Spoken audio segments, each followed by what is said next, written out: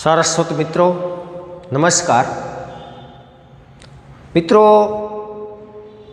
આપણે જોઈએ છીએ કે અત્યારે દિન પ્રતિદિન કોરોના સંક્રમણ વધતું જાય છે।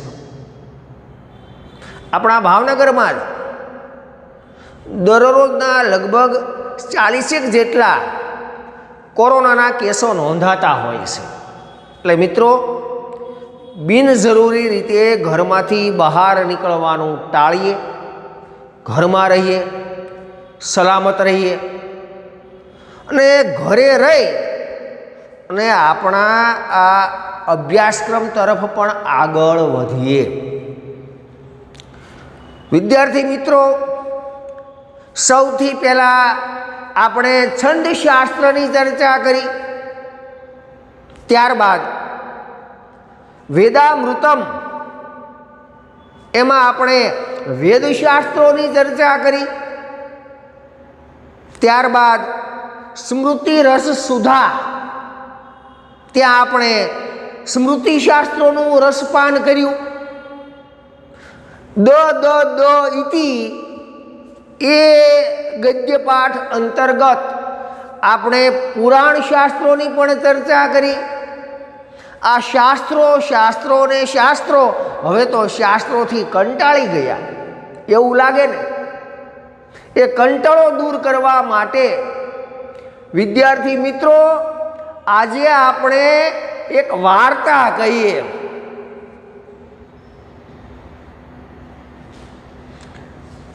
વિદ્યાર્થી મિત્રો, આપણો આ બીજો ગદ્ય પાઠ કંકણસ્ય તું લોભે ન, આ એક વાર્તા છે।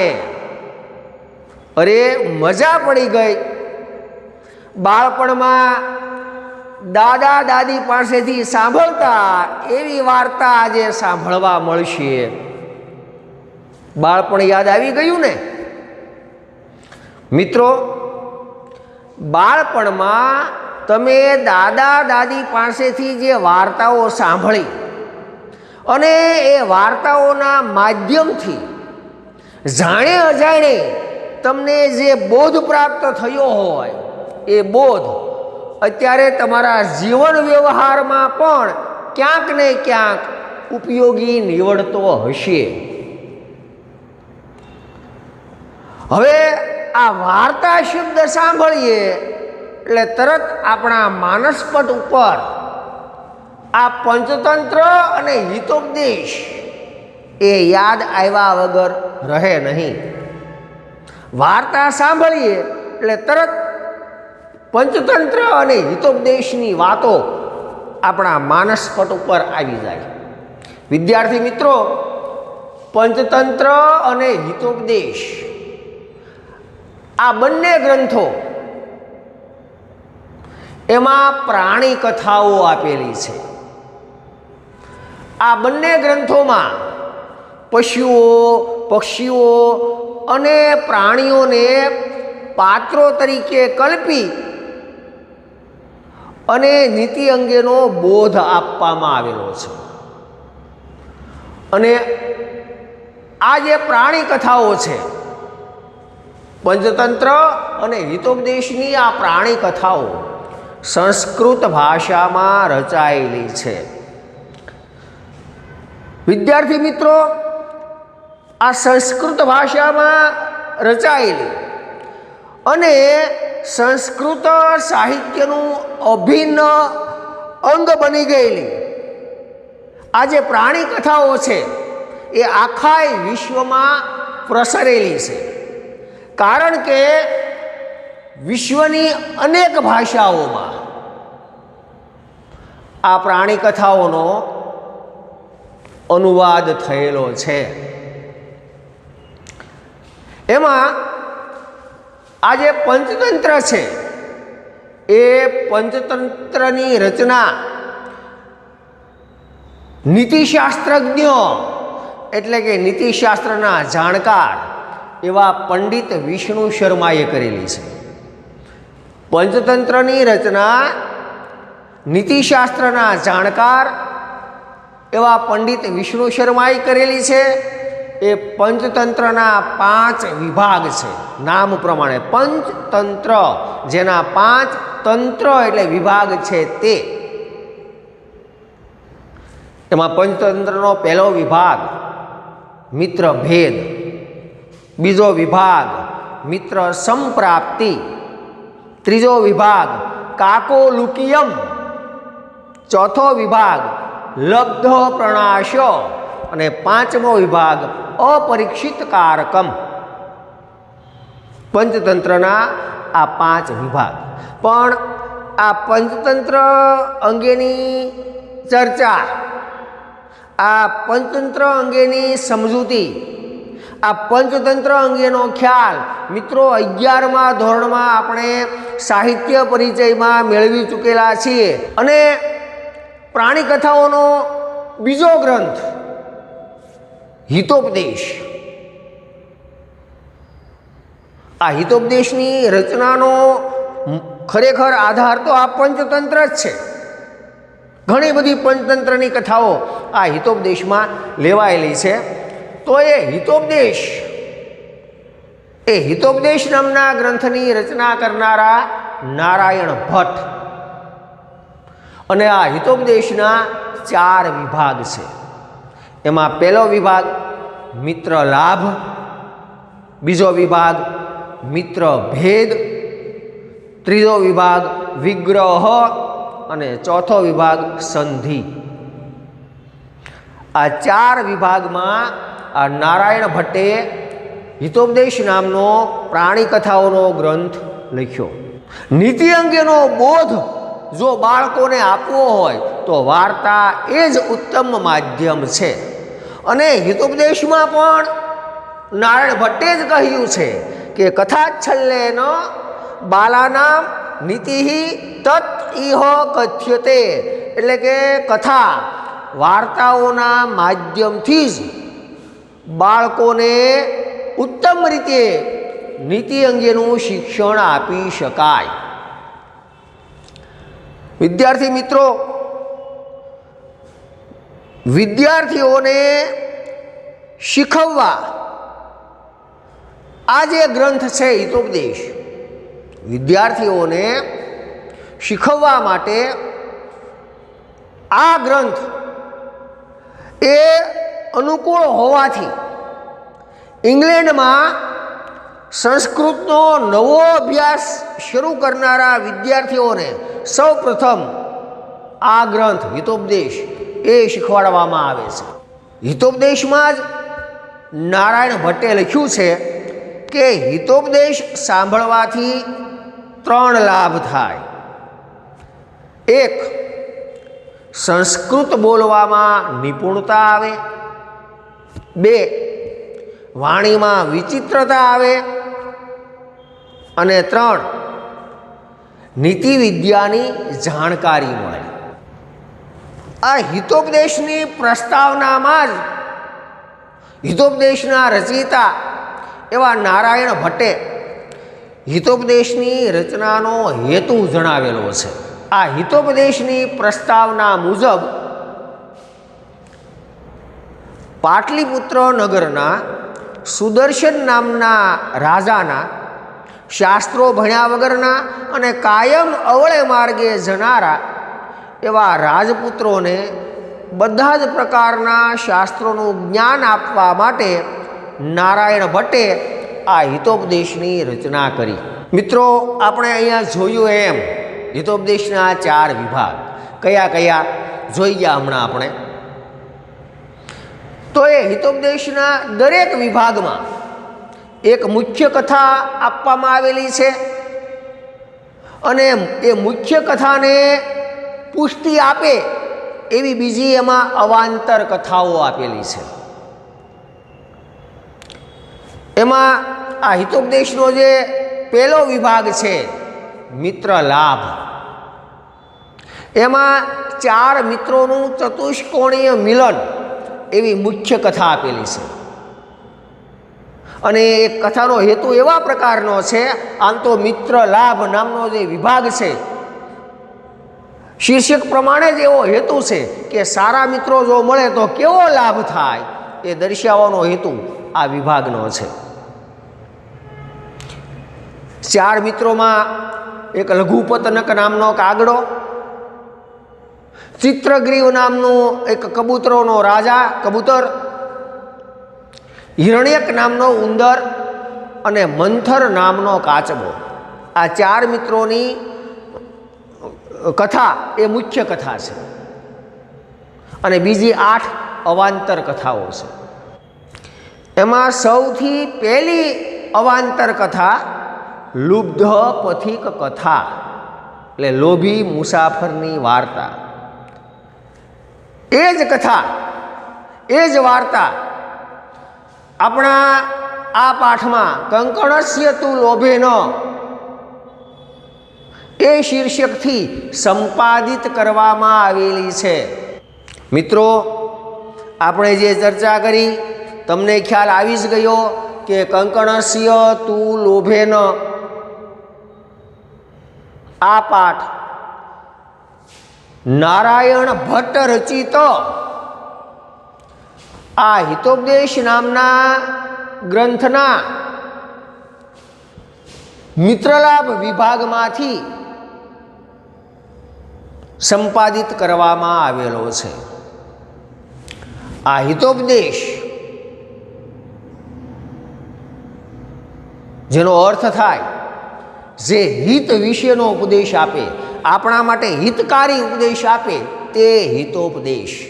હવે મિત્રો, આપણે હિતોપદેશના મિત્રલાભ નામના વિભાગમાંથી સંપાદિત કરેલી જે આ વાર્તા છે કંકણસ્ય તું લોભેન, કંકણના લોભથી તો, એનો થોડો ટૂંકસાર જાણી લઈએ.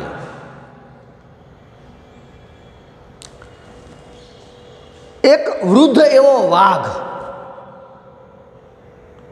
કે જેણે પોતાની આખી જિંદગી શિકાર કરવામાં જ પસાર કરી નાખી, હવે વૃદ્ધાવસ્થા આવી ગઈ, શિકાર કરવાની તાકાત હવે આ વૃદ્ધ થઈ ગયેલા વાઘમાં છે નહીં. એટલે આ વાઘ પોતાના હાથમાં સોનાનું કડું રાખી, વાસ્તવમાં એ સોનાનું કડું હોતું પણ નથી, સુકાયેલું દર્ભ નામનું ઘાસ, જેને આપણે તળપદી ભાષામાં ડાભ કહીએ છીએ, ડાભ એટલે દર્ભ નામનું ઘાસ, સુકાયેલું પીળા સોનેરી રંગનું હોય અને પાણીમાં પલળેલું હોય ને ઉપર સૂર્યકિરણો પડે એટલે સોનાની જેમ ચમકે, એટલે કોઈકને એ સોનાનું હોય, ચમક જોઈને સોનાનું હોય એવું લાગે.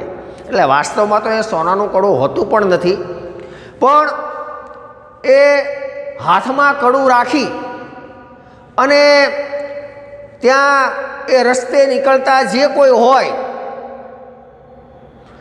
એની પાસે ટહેલ નાખેશ કે આ સોનાનું કડું લેવા માટે, આ કડું લેવા માટે કોઈક તો આવો, એવી ટહેલ નાખેશ. અહીંયા મિત્રો વળી પ્રશ્ન થાય કે ટહેલ એ વળી શું? ટહેલ એટલે સાદ પાડવો, પણ કઈ રીતે સાદ પાડવાનો?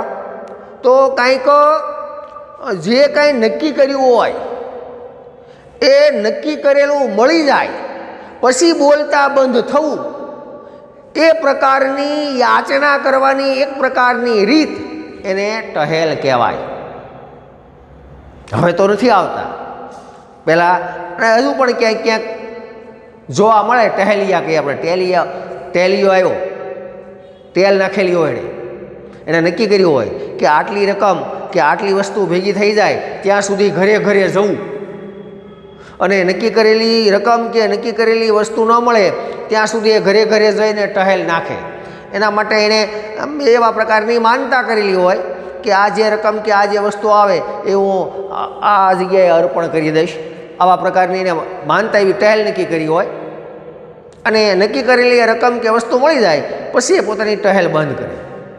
તો અહીંયા વાઘે નક્કી કરેલું કે કોઈ કડું લે ને પછી બોલતા બંધ થવું, કોઈક તો મળશે આમાં ફસાવાવાળો.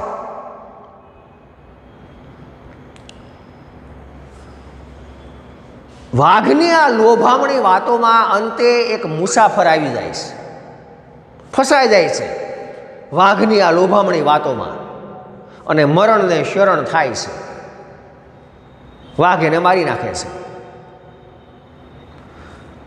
હવે મિત્રો, વાઘનો જે આ શિકારને ફસાવવાનો જે વિચાર છે, શિકારને લોભમાં નાખવાનો વાઘનો જે આ વિચાર છે, એની પૃષ્ઠભૂમિમાં એક વાત તો ઉપસી આવે કે વાઘની આ લોભામણી વાતોમાં કોઈ પશુ કે પક્ષી તો આવે એમ નથી. વાઘની આ લોભામણી વાતોમાં ફસાવાની શક્યતા માત્ર ને માત્ર માણસની રહેલી છે, કારણ કે પશુ પક્ષીઓ કરતાં માણસમાં લોભવૃત્તિ વધારે હોય. અને કહેવત પણ છે કે લોભે લક્ષણ જાય, લોભિયા હોય ત્યાં ધૂતારા ભૂખે મરે નહીં. એવું જ થયું અહીંયા મિત્રો એક વાતનું ધ્યાન દોરી દઉં કે લોભ અને કરકસર આ બંને વચ્ચે ઘણો ભેદ છે. કરકસર જરૂરી છે, કરકસર એ તો બીજો ભાઈ ગણાય. લોભ એનો ત્યાગ કરવો જોઈએ. જે વસ્તુ ખરેખર જરૂરી જ હોય એની પાછળ જરૂરી એવો ખર્ચ પણ કરવો પડે, પણ જરૂરી હોય છતાં ખર્ચ જ ન કરીએ, બધું સંગ્રહ જ કરી રાખીએ, આ લોભ. એટલે લોભનો ત્યાગ કરવો. હવે આ જે વાર્તા છે એમાંથી બોધ મળે છે, એવો બોધ મળે છે આ વાર્તામાંથી કે આ મુસાફર એ જો કંકણના લોભમાં ન પડ્યો હોત તો એમને પોતાનો જીવ ગુમાવવાનો વારો આવ્યો હોત નહીં. એટલે લોભનો ત્યાગ કરવો જોઈએ. અતિ લોભ એ પાપનું મૂળ છે. આ જીવન સૂત્ર જીવનમાં ઉતારવું જોઈએ.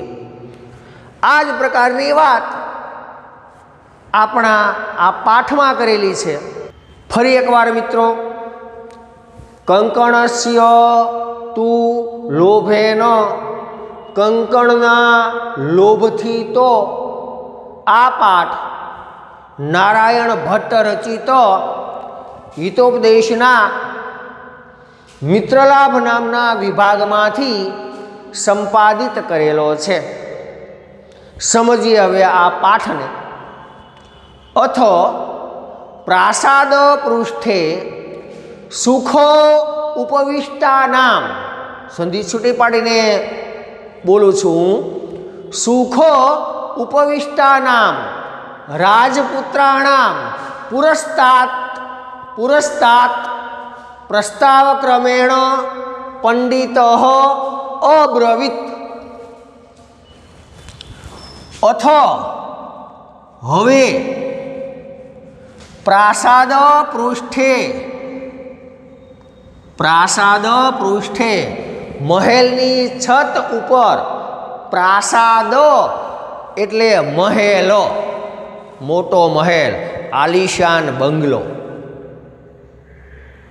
પણ પ્રસાદ આ રીતે લખ્યું હોય તો એનો અર્થ બદલાઈ જાય. ભૂલમાં આ કાનો લખવાનું ભૂલી ગયા અને પ્રસાદ પૃષ્ઠે લખી નાખ્યું તો અર્થનો અનર્થ થઈ જાય. પ્રસાદ એટલે તો કૃપા, પ્રસાદ એટલે કૃપા, જ્યારે પ્રાસાદ એટલે મહેલ, અને પૃષ્ઠે એટલે એની છત ઉપર. છત ઉપર એટલે હા ઉપર ખુલ્લી અગાસી ઉપર એમ નહીં. છત એટલે મહેલનો જે ઝરૂખો હોય, 2 કે 3 બાજુ ખુલ્લી જગ્યા હોય. ઉપર સ્લેબ હોય જ કે ઉપર છત હોય, પણ 2 કે 3 બાજુ ખુલ્લી જગ્યા હોય, ઝરૂખા જેવું હોય ત્યાં. ફરી એકવાર મિત્રો, અથ હવે પ્રાસાદ પૃષ્ઠે મહેલની છત ઉપર સુખ ઉપવિષ્ટા નામ, સુખપૂર્વક બેઠેલા, આરામથી બેઠેલા એવા સુખ ઉપવિષ્ટા નામ એટલે સુખપૂર્વક બેઠેલા, આરામથી બેઠેલા રાજપુત્રાણામ એટલે રાજપુત્રોની પુરસ્તાત એટલે સામે પ્રસ્તાવ ક્રમેણ પ્રસ્તાવના ક્રમથી, રજૂઆતના ક્રમથી એટલે રજૂઆત કરવાના હેતુથી પંડિત એટલે પંડિતે અબ્રવીત એટલે કહ્યું, ફરી એકવાર અથો એટલે હવે, પ્રાસાદ પૃષ્ઠે મહેલની છત ઉપર સુખ ઉપવિષ્ટા નામ, આરામથી બેઠેલા રાજપુત્રાણામ, રાજકુમારોની પુરસ્તાત રાજકુમારોની સામે પ્રસ્તાવ ક્રમેણ પ્રસ્તાવના ક્રમથી, રજૂઆત કરવાના ક્રમથી પંડિત એટલે પંડિતે અબ્રવીત કહ્યું કે ભો રાજપુત્રાહ, હે રાજપુત્રો, હે રાજકુમારો, શૃણુતો સાંભળો, એટલે સાંભળો. મહેલની છત ઉપર, મહેલના ઝરૂખામાં, ઊંચા આસન ઉપર આ પંડિત વિષ્ણુ શર્મા બિરાજેલા છે. અહીંયા વળી તમને એમ થશે કે આ હિતોપદેશની રચના તો નારાયણ ભટ્ટે કરી, એટલે એ પંડિત શબ્દ તો નારાયણ ભટ્ટ માટે દર્શાવેલો હોય અને સાહેબ વળી આ વિષ્ણુ શર્મા કાં બોલ્યા? મિત્રો, આ નારાયણ ભટ્ટે જે પ્રસ્તાવના આપી એમાં સુદર્શન નામના રાજાના અવળે માર્ગે જનારા જે પુત્રોની વાત કરી, એમાં એ સુદર્શન નામના રાજા પંચતંત્રમાં અમરશક્તિ નામનો રાજા છે, પણ અહીંયા નારાયણ ભટ્ટે આ હિતોપદેશમાં રાજાનું નામ સુદર્શન રાખ્યું. પંચતંત્રમાં મહિલારૂપ્ય નામનું નગર છે, અહીંયા પાટલીપુત્ર નગર રાખ્યું.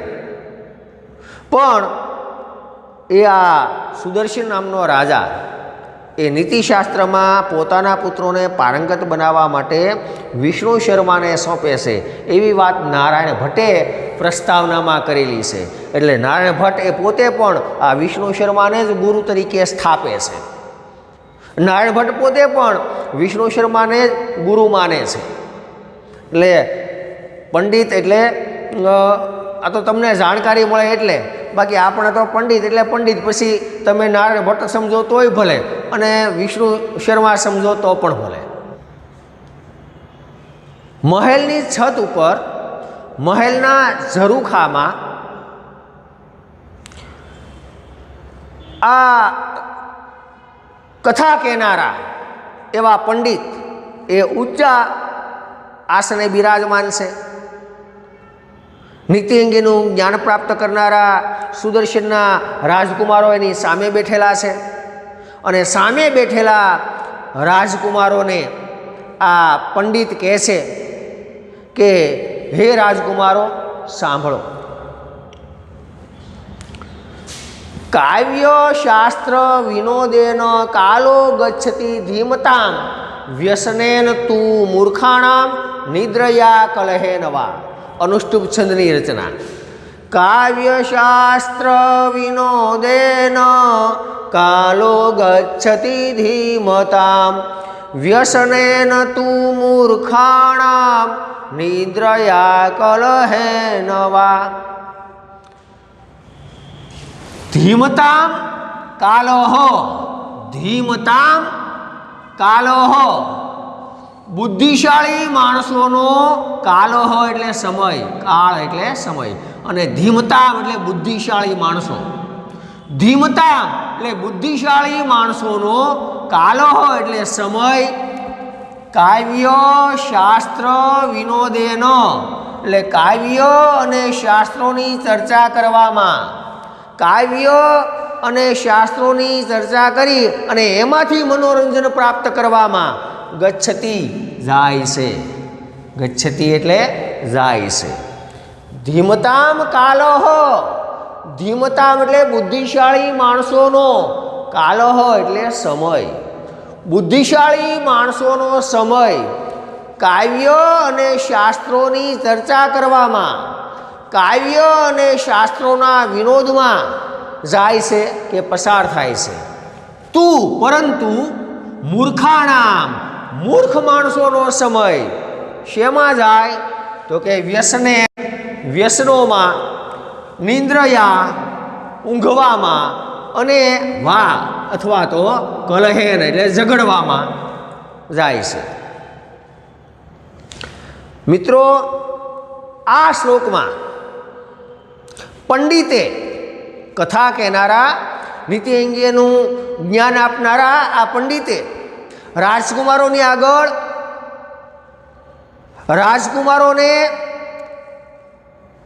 પોતે જે વાત કરે છે એ વાત પ્રત્યે આકર્ષિત કરવા માટે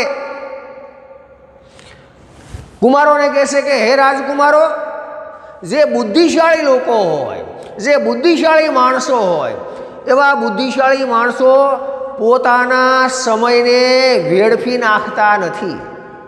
બુદ્ધિશાળી માણસો પળે પળનો સદુપયોગ કરે. બુદ્ધિશાળી માણસો પોતાનો સમય કાવ્ય અને શાસ્ત્રોની ચર્ચા કરી અને એમાંથી શિક્ષણ પ્રાપ્ત કરે. કાવ્ય અને શાસ્ત્રોની ચર્ચા કરી અને એમાંથી એ મનોરંજન મેળવે અને એ રીતે કાવ્ય અને શાસ્ત્રોની ચર્ચા કરવામાં, કાવ્ય અને શાસ્ત્રો અંગેનું જ્ઞાન મેળવવામાં આ બુદ્ધિશાળી માણસોનો સમય પસાર થાય. જ્યારે મૂર્ખ માણસો એ પોતાના સમયને વેડફી નાખે, સમયની કોઈ કિંમત જ સમજતા હોતા નથી. તો આવા મૂર્ખ માણસો એ પોતાનો સમય વ્યસનોમાં, ઊંઘવામાં અને બીજાની સાથે ઝઘડો કરવામાં વેડફી નાખતા હોય, એમાં એ પોતાનો સમય પસાર કરે. અને પછી આગળ કહે છે તત્ભવતામ વિનોદાય કાક કૂર્મ આદિનામ વિચિત્રામ કથામ કથયિષ્યામિ. તત્ત તો, તત્ત એટલે તો, ભવતામ આપના, રાજકુમારોને કહેશે કે આપના, તમારા, તત્ત તો ભવતામ આપના વિનોદાય મનોરંજન માટે, તમારા વિનોદ માટે, તો તત્ એટલે તો, ભવતામ એટલે આપના, વિનોદાય એટલે મનોરંજન માટે, કાક એટલે કાગડા, કૂર્મ એટલે કાચબા, આદિનામ વગેરેની, કાગડા, કાચબા વગેરેની, વિચિત્રામ કથામ વિચિત્ર કથાઓ, વિચિત્રામ કથામ વિચિત્ર કથાઓ, કથયિષ્યામિ કહીશ, ભવિષ્યકાળ છે, કથયિષ્યામિ કહીશ. પોતાની વાત તરફ આ રાજકુમારોને આ શ્લોકના માધ્યમથી આકર્ષિત કર્યા પછી હવે પંડિત રાજકુમારોને કહે છે કે તો તમારા આપના મનોરંજન માટે હું તમને કાક એટલે કાગડા, કૂર્મ એટલે કાચબા વગેરેની વિચિત્ર કથાઓ કહીશ. રાજપુત્રૈહિ ઉક્તમ, રાજકુમારો બોલ્યા, રાજપુત્રૈહિ ઉક્તમ, રાજકુમારો બોલ્યા કે આર્ય, હે આર્ય, હે શ્રીમાન, કથયતુ કહો, કથયતુ કહો, હે શ્રીમાન કહો. કારણ કે આ જે શ્લોક દ્વારા રાજકુમારોની સામે આ પંડિતે જે રજૂઆત કરી અને પછી આ વાર્તા કહેવાની, કથા કહેવાની વાત કરી, એટલે રાજકુમારો પણ એ સાંભળવા માટે ઉત્સુક થયા. એટલે રાજકુમારો બોલ્યા કે આર્ય, હે શ્રીમાન, કથયતું, કહો. પંડિત ઉવાચ, પંડિત બોલ્યા. પંડિત એટલે પંડિત, ઉવાચ એટલે બોલ્યા, પંડિત બોલ્યા. યુયમ શૃણુત, તમે સાંભળો. યુયમ એટલે તમે, શૃણુત એટલે સાંભળો. તો હવે તમે સાંભળો. જ્યારે આ પંડિતે રાજકુમારોને કીધું કે હું આપના મનોરંજન માટે કાગડા, કાચબા વગેરેની વિચિત્ર કથા કહીશ, એ કથા, એ વાર્તા કહેવાની વાત કરી એટલે રાજકુમારો તરત બોલ્યા કે શ્રીમાન, કહો કહો. એટલે પંડિતે કીધું, પંડિત બોલ્યા કે તો તમે હવે સાંભળો. સંપ્રતિ મિત્રલાભ પ્રસ્તુયતે. સંપ્રતિ હવે, અત્યારે, મિત્રલાભ એટલે મિત્રલાભ નામનું પ્રકરણ, મિત્રલાભ નામનો વિભાગ, પ્રસ્તુયતે એટલે પ્રસ્તુત કરું છું, રજૂ કરું છું. તો હવે સૌથી પહેલાં તો હું મિત્રલાભ નામનો વિભાગ, મિત્રલાભ નામનો વિભાગ પ્રસ્તુયતે પ્રસ્તુત કરું છું, રજૂ કરું છું. કારણ કે આ જે પાઠ, આ પહેલો જ વિભાગ મિત્રલાભ, અને એની પહેલી જ કથા, પહેલી અવાંતર કથા એમાંથી લેવાયેલો છે, એ આપણે અગાઉ સમજી ગયા છીએ. તો સંપ્રતિ અત્યારે, હવે, મિત્રલાભ પ્રસ્તુયતે, મિત્રલાભ નામનો વિભાગ કે મિત્રલાભ પ્રસ્તુત કરું છું. તત્ર ઇદમ પ્રથમા કથા. તત્ર એટલે ત્યાં, તેમાં, આ મિત્રલાભ નામના વિભાગમાં, ઇદમ આ, પ્રથમા કથા પહેલી કથા છે કે પહેલી વાર્તા છે. આ મિત્રલાભ નામનો જે વિભાગ છે એમાં આ એ પ્રથમા કથા પહેલી વાર્તા છે. અગાઉ સ્પષ્ટતા કરેલી જ છે ફરીવાર કે મિત્રલાભ નામનો જે વિભાગ છે એમાં કથાનું નામ તો લુબ્ધ પથિક કથા, લોભી મુસાફરની વાર્તા એવું છે. પણ એમાંથી આ સંપાદિત કર્યો છે, એટલે મૂળ કથા તો એ પહેલા વિભાગની જ છે. તો તત્ર ઇદમ પ્રથમા કથા, તેમાં આ પહેલી કથા છે, પ્રથમ કથા છે, પ્રથમ વાર્તા છે. તેમાં એટલે મિત્રલાભમાં. કઈ વાર્તા છે? તો કંકણસ્ય તુ લોભેન મગ્ન પંકે સુદુસ્તરે વૃદ્ધ વ્યાઘ્રેણ સંપ્રાપ્ત પથિક સમૃતો યથા.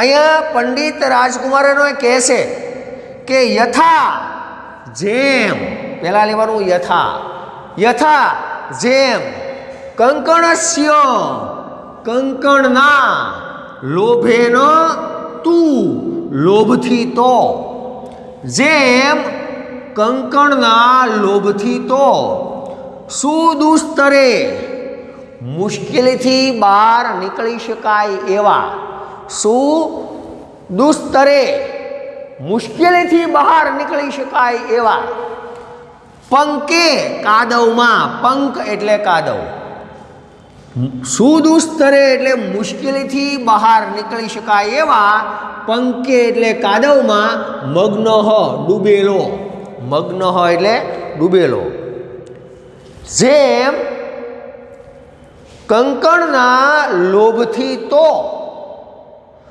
મુશ્કેલીથી બહાર નીકળી શકાય એવા કાદવમાં ડૂબેલો અને વૃદ્ધ વ્યાઘ્રેણ, વૃદ્ધ વાઘને સંપ્રાપ્ત પ્રાપ્ત થયેલો, પથિક મુસાફર, સમૃતો મૃત્યુ પામ્યો મરી ગયો, સમૃતો મૃત્યુ પામ્યો. અહીંયા આ એક જ શ્લોકમાં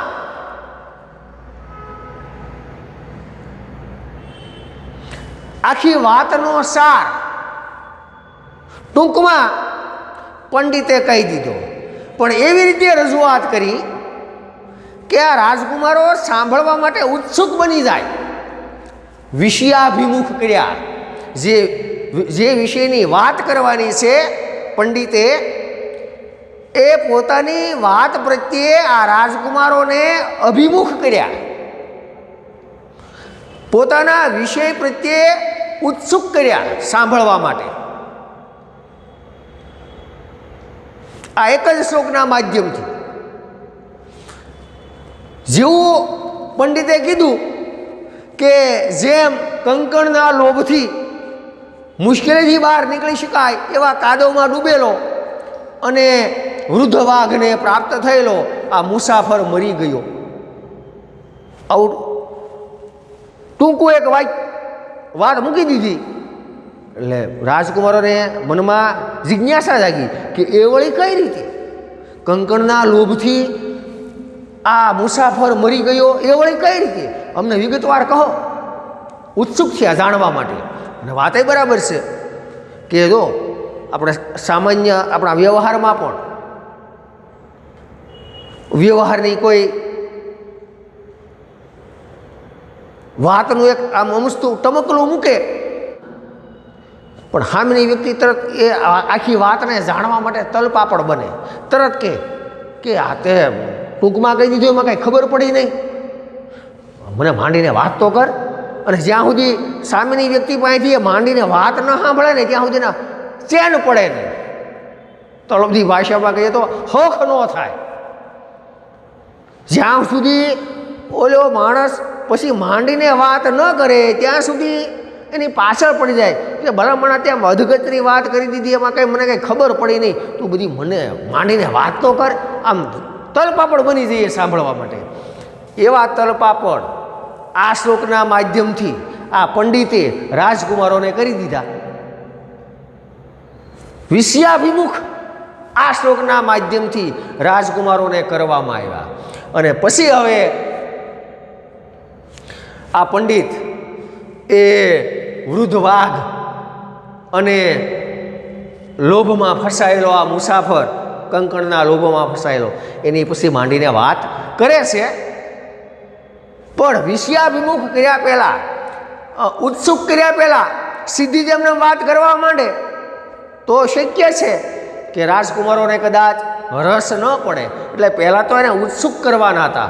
એટલે રાજકુમારોમાં વાત સાંભળવાની ઉત્સુકતા લાવવા માટે અહીંયા પંડિતે આ શ્લોક આપ્યો કે યથા, જેમ કંકણસ્ય, કંકણના કડાના લોભેન તું, લોભથી તો સુદુસ્તરે મુશ્કેલીથી બહાર નીકળી શકાય એવા પંકે કાદવમાં મગ્ન ડૂબેલો અને વૃદ્ધ વ્યાઘ્રેણ, વૃદ્ધ વાઘને સંપ્રાપ્ત પ્રાપ્ત થયેલો પથિક મુસાફર સમૃતો મૃત્યુ પામ્યો.